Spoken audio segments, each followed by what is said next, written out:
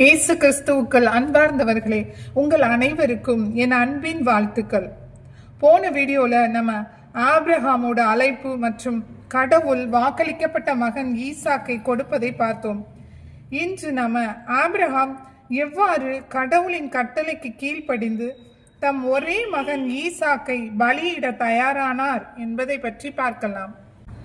இவ்வாறு ஆண்டவர் தாம் கூறியிருந்தபடி சாராவை கண்ணோக்கினார்.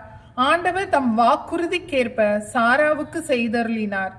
கடவுள் வாக்களித்தபடி குறிப்பிட்ட அதே காலத்தில் சாரா கருத்தாங்கி ஆபிரகாமுக்கு அவரது முதிர்ந்த வயதில் ஒரு மகனை பெற்றெடுத்தார்.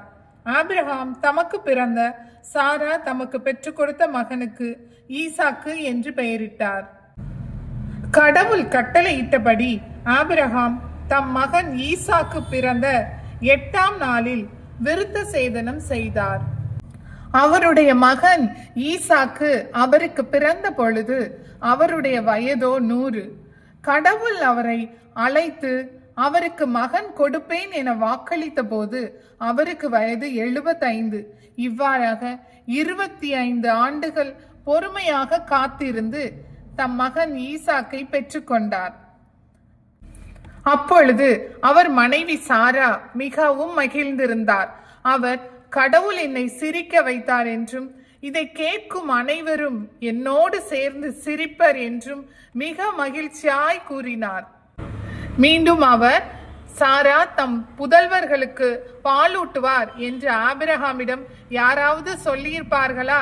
ஆயினும் இதோ அவரது முதிர்ந்த வயதில் நான் ஒரு மகனை பெற்றெடுத்துள்ளேன் என்றார். நம் கடவுள் அதிசயமானவர், அற்புதமானவர். அவரால் எல்லாம் செய்ய முடியும் என்று ஆபிரகாம் அறிந்திருந்தார். எனவே அவர் கடவுளுடைய கட்டளைக்கு கீழ்ப்படிந்து பணிந்திருந்தார். கடவுளை முழுமையாக நம்பினார். கடவுளும் அது அவருக்கு நீதியே என கருதினார். ஈசாக்கு வளர்ந்து பால் குடியும் மறந்தான். அப்படி பால் குடிப்பதை நிறுத்திய நாளில் ஆபிரகாம் அனைவருக்கும் பெரியதொரு விருந்து அளித்தார். பின்னர் எகிப்தியலான ஆகார் ஆபிரகாமுக்கு பெற்றெடுத்த மகன் சிரித்து விளையாடுவதை சாரா கண்டு ஆபிரகாமை நோக்கி, இந்த பணிப்பெண்ணையும் அவள் மகனையும் துரத்திவிடும். ஏனென்றால் பணிப்பெண்ணின்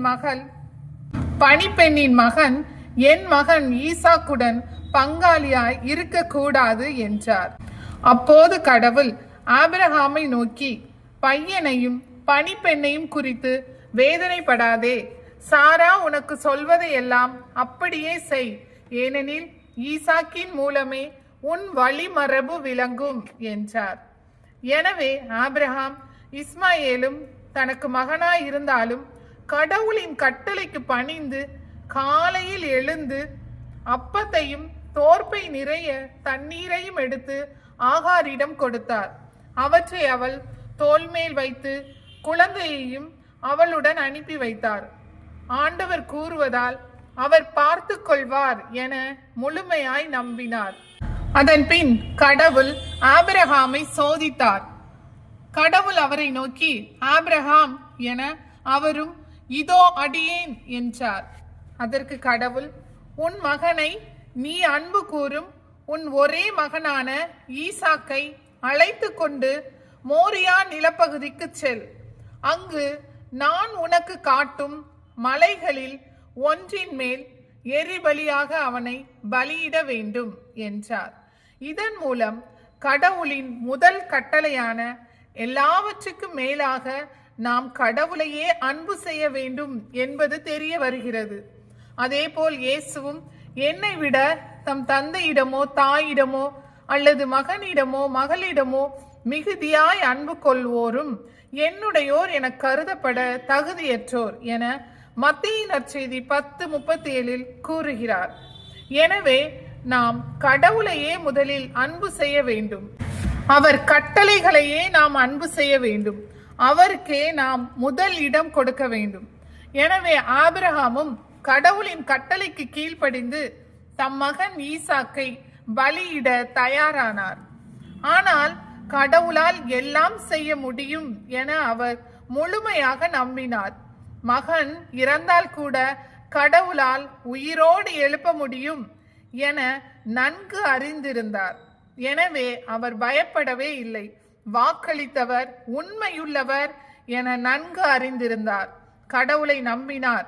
உன் மகன் ஈசாக்கின் மூலமே உன் வழிமரபு விளங்கும் என்று கூறிய கடவுள் எவ்வாறு அவனை கொல்ல விடுவார்? நிச்சயம் மாட்டார் என நம்பிக்கையோடு இருந்தார். ஈசாக்கின் மூலமே கடற்கரை மணலை போல, வானத்து நட்சத்திரங்களைப் போல கணக்கற்ற பிள்ளைகள் உனக்கு பிறப்பர் என்று கூறிய கடவுள் ஈசாக்கை எவ்வாறு அளிப்பார் என அவர் உறுதியாக நம்பினார். எனவே ஆபிரகாம் அதிகாலையில் எழுந்து தமது கழுதைக்கு சேணமிட்டு தம் வேலைக்காரருள் இருவரையும் தம் மகன் ஈசாக்கையும் அழைத்து கொண்டு எரிபலிக்கு வேண்டிய விறகு கட்டைகளை வெட்டிய பின் கடவுள் தமக்கு குறிப்பிட்டிருந்த இடத்தை நோக்கி புறப்பட்டு சென்றார். 3ஆம் நாள் ஆபிரகாம் கண்களை உயர்த்தி அந்த இடத்தை தூரத்தில் இருந்து பார்த்தார்.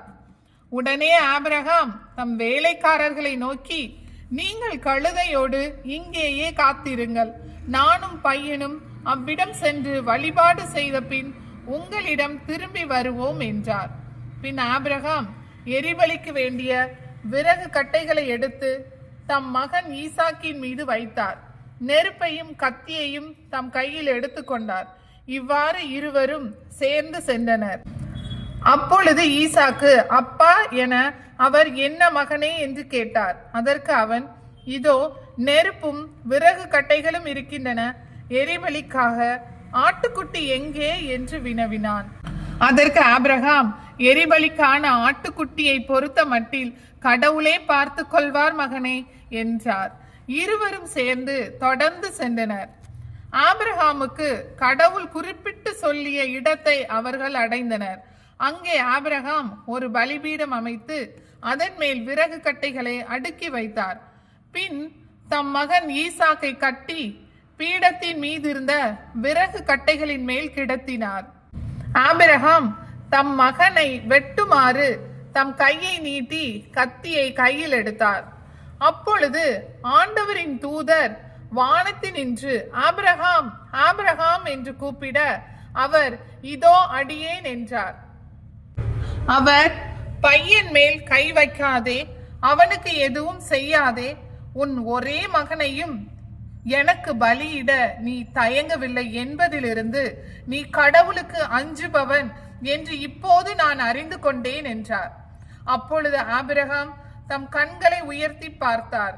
இதோ முட்செடியில் கொம்பு மாட்டிக்கொண்டு நின்ற ஒரு ஆட்டுக்குட்டியை கண்டார். உடனே ஆபிரகாம் அங்கு சென்று அந்த கிடாயை பிடித்து தம் மகனுக்கு பதிலாக எரிபலி ஆக்கினார்.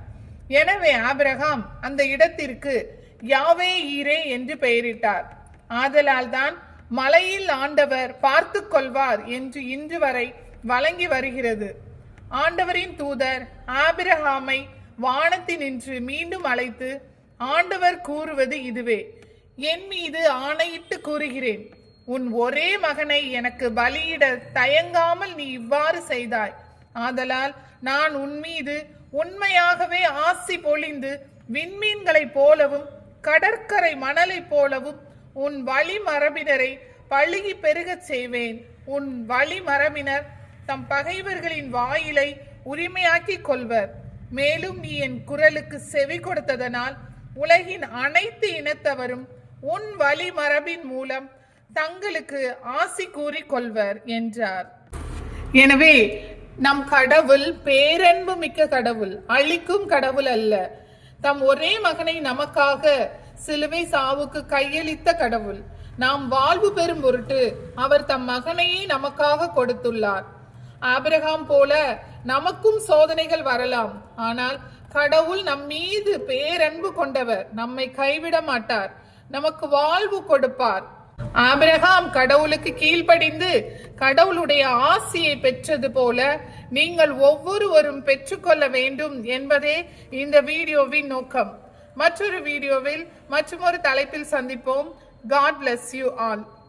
உங்கள் அனைவரையும் கடவுள் ஆசீர்வதிப்பாராக. ஆமென்.